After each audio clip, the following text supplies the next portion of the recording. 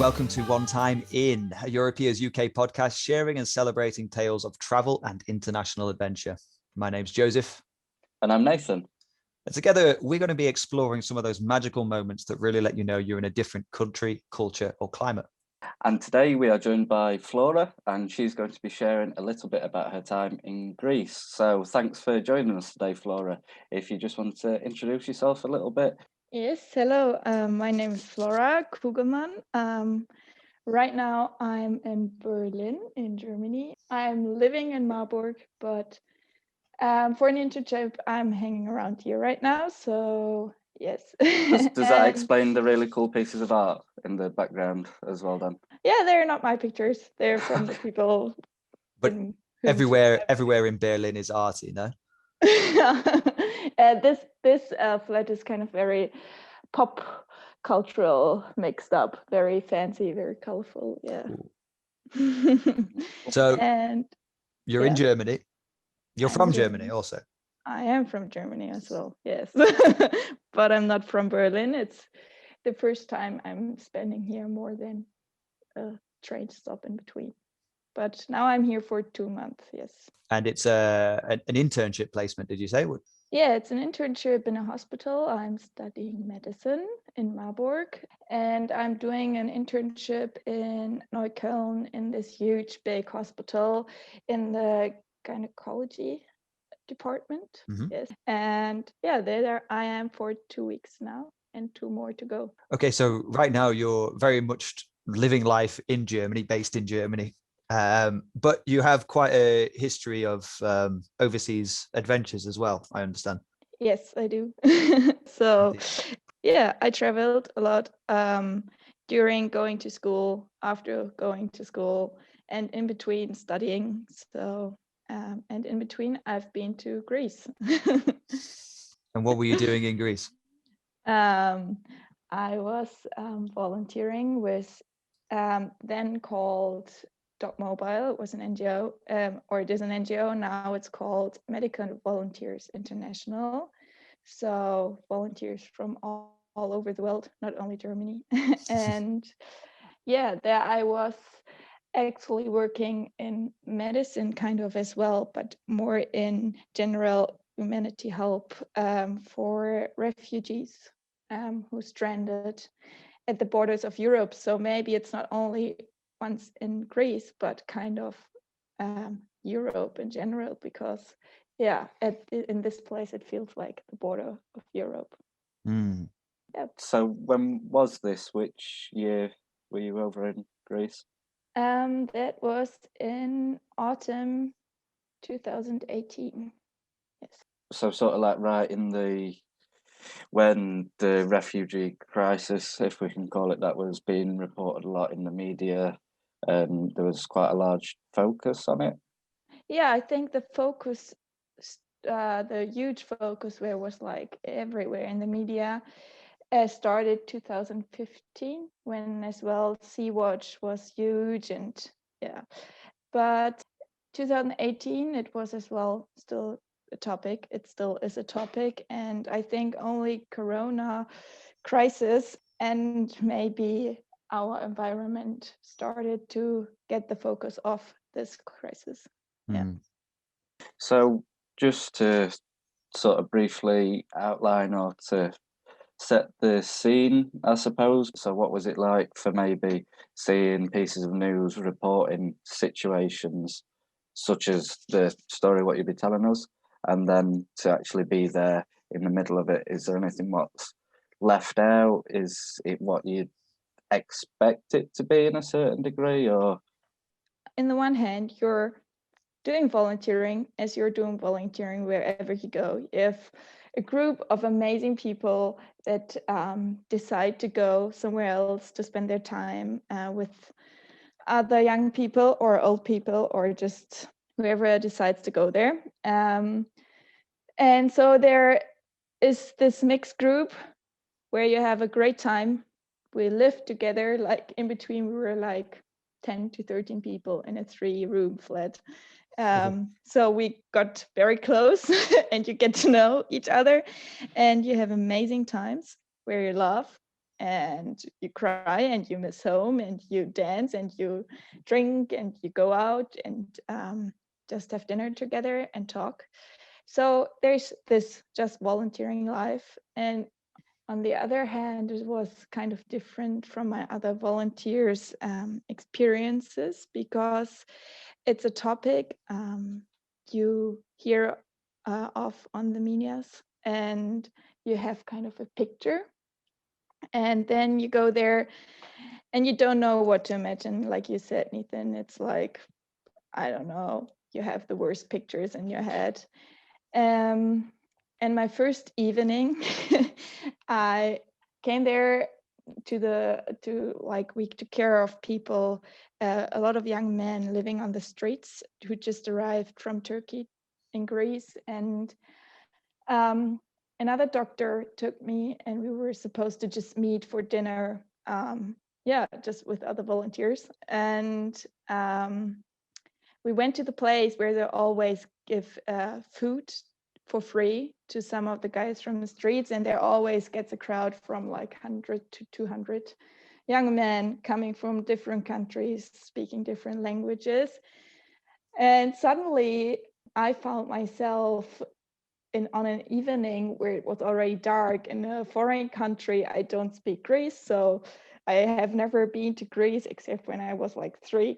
And so suddenly You mean you didn't learn how to speak Greek when you were there when you were 3? That's unacceptable. What do you think about that, Nathan? That's crazy. Maybe I learned a little bit of Arabic by not doing it. Yeah.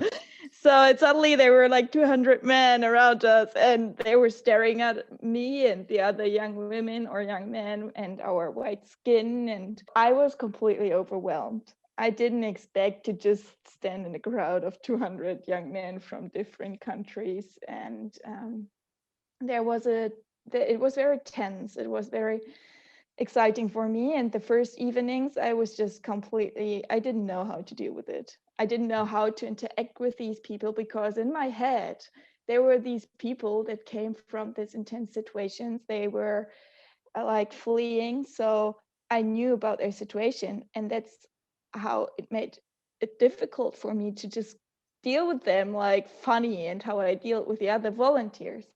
So my first days, I mostly met these people from the streets, and it changed a lot. I spent there like 2.5 months, 3 months kind of. So, and I think in the end, I left Greece and they got my friends. We just hung out in the streets. They danced with me as well, just like the other volunteers. And when I walked through Thessaloniki, it's the city I was in, they just greeted and said, "Hey, Flora, hey, what's up?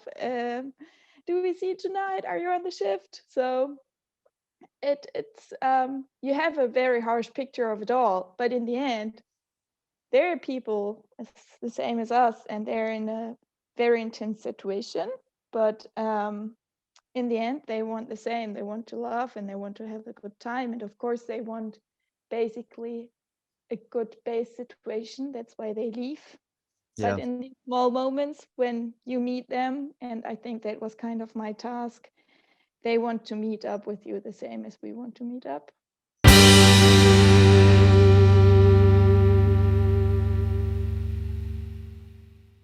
So would you say you were quite surprised then by the response, like how you said towards the end, how you were dancing together and having good times? Is that what you expected?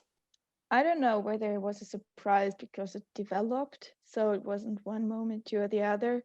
And you get friends with the people who are in the same place as you are for a little time. So I think I was surprised in the end when I reflected it retrospective, that we just got friends the same as I did with everyone else. But I think this is one of the most interesting points for me as well. What I say to my family or people I talk to about this topic, they're the same people as we are.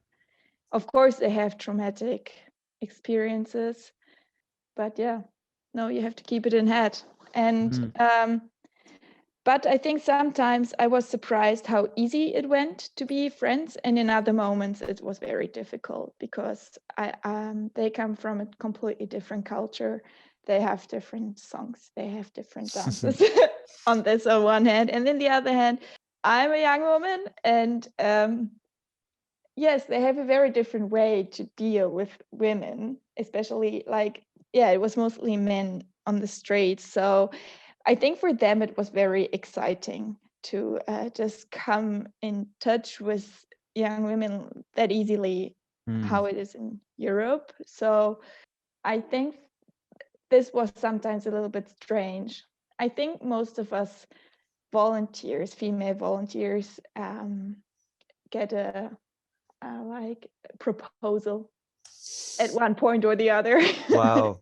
Because they are like, I think they see the chance of a little bit of a ticket as well, but mostly, yeah, there's a cultural difference, and you always have to keep this in head.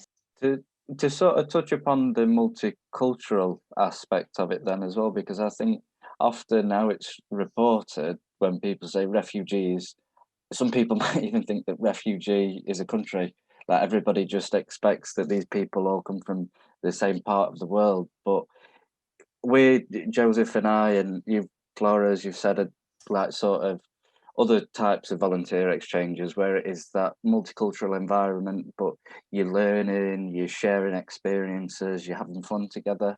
How would you describe the multicultural environment of some of the situations you were in inside the refugee camps with the young men on the streets?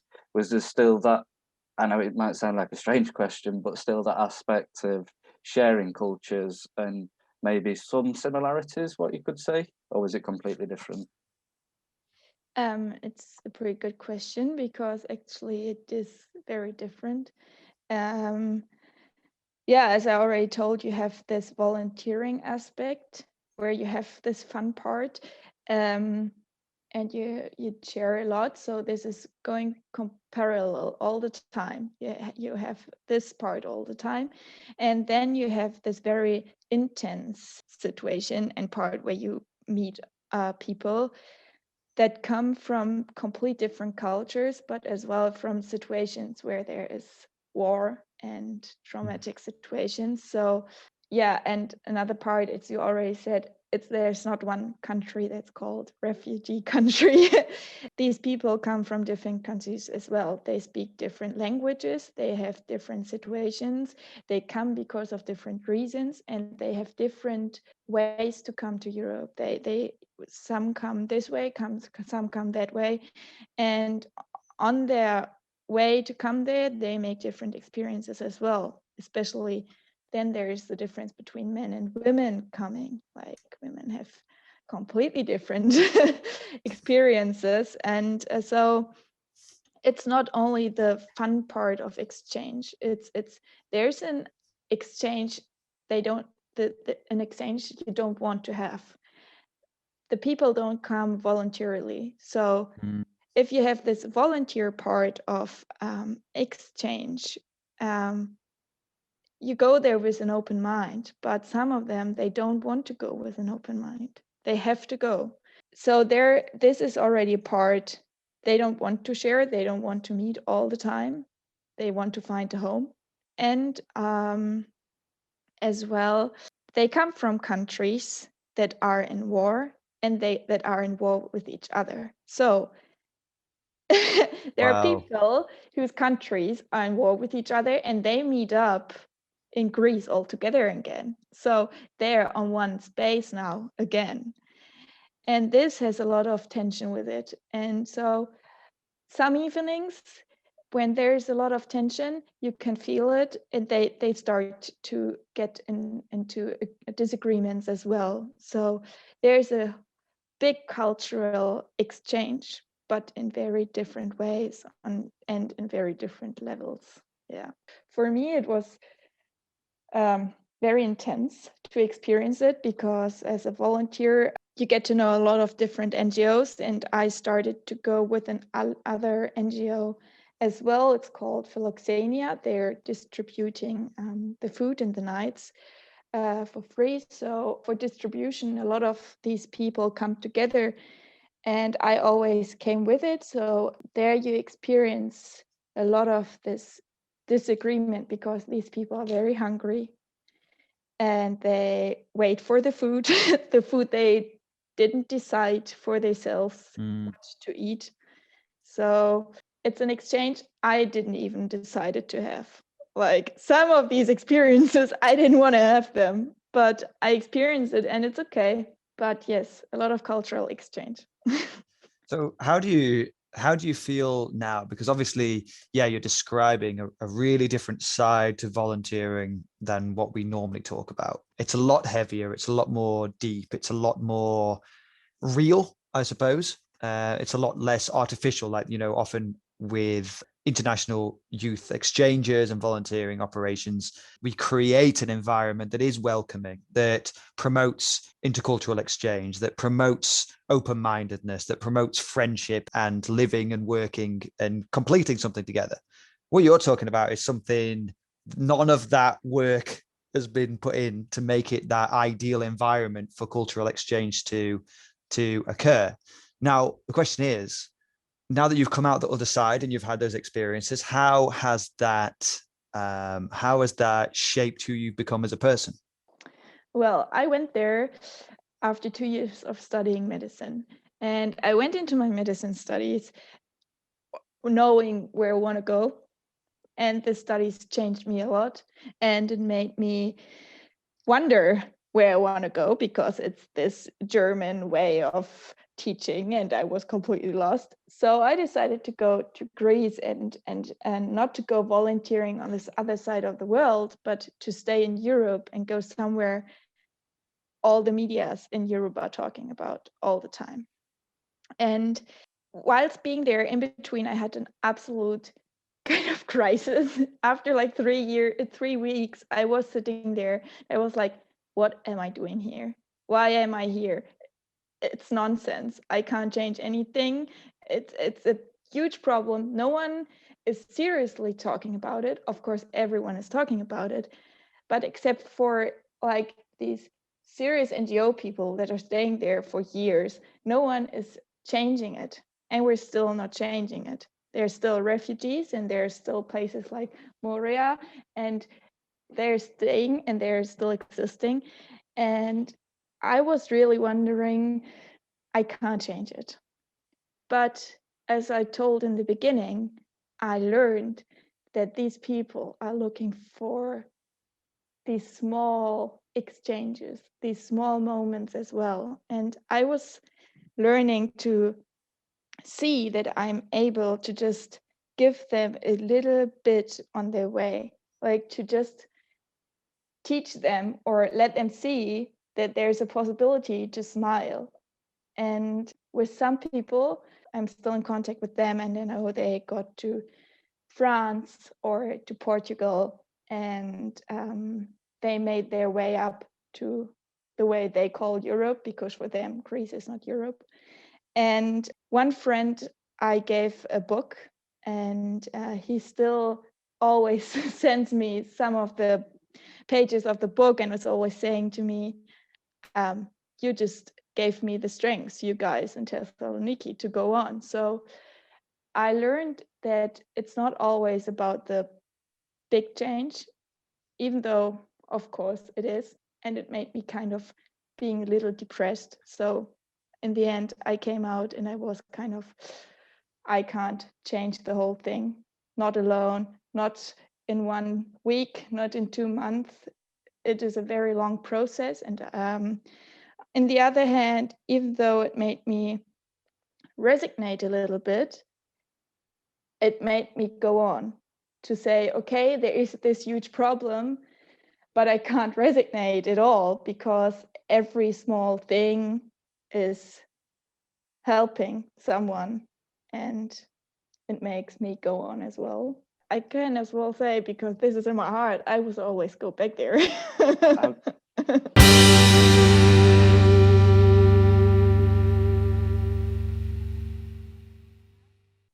Okay, well, thanks so much for that, Flora. A really, really interesting, really deep, really human volunteering experience like we haven't quite seen on this podcast before. So that's really, really cool. So again, thanks for sharing, Flora, as well. And I think Joe summed it up by saying human.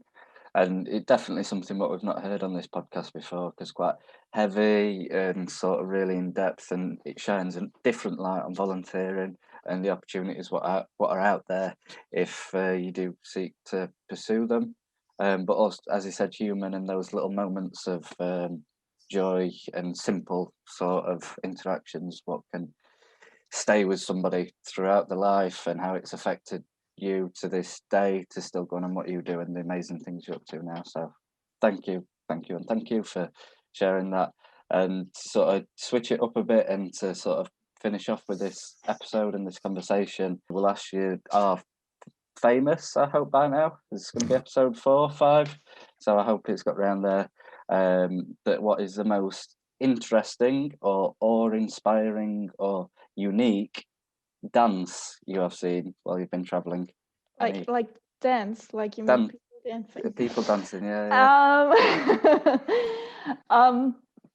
Maybe it's people in Sri Lanka dancing. I worked there with children, and the way they danced, it was just amazing, because they just danced without thinking how they look like, or the smallest, they cared the most about how they look like, and they laughed a lot. But at the same time, maybe dancing on my own with friends on the streets, trying to hitchhike and just being exactly in that moment, and just trying to catch a car, but trying to spend your time because no one is picking you up, and just dancing in the sun. Yeah, I think the mixture of seeing other people dance, and at the same time dancing with other people. Yes, pretty much. Nice.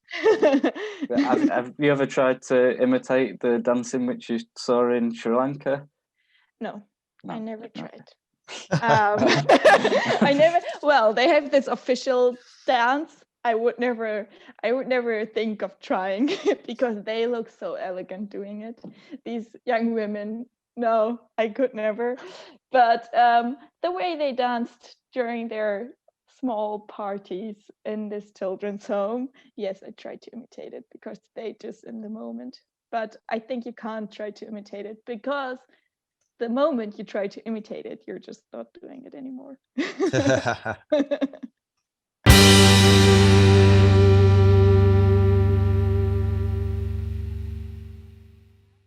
Amazing, and a beautiful end to a beautiful conversation. So to end on this then, if you've enjoyed listening to this episode and would like to listen to some other conversations similar, then check out Europeers UK, that is Euro PEERS UK, on Spotify, SoundCloud and YouTube. And thank you once again, Flora, for your time coming on and sharing a wonderful experience and story. You're very welcome. Nice to talk to you guys.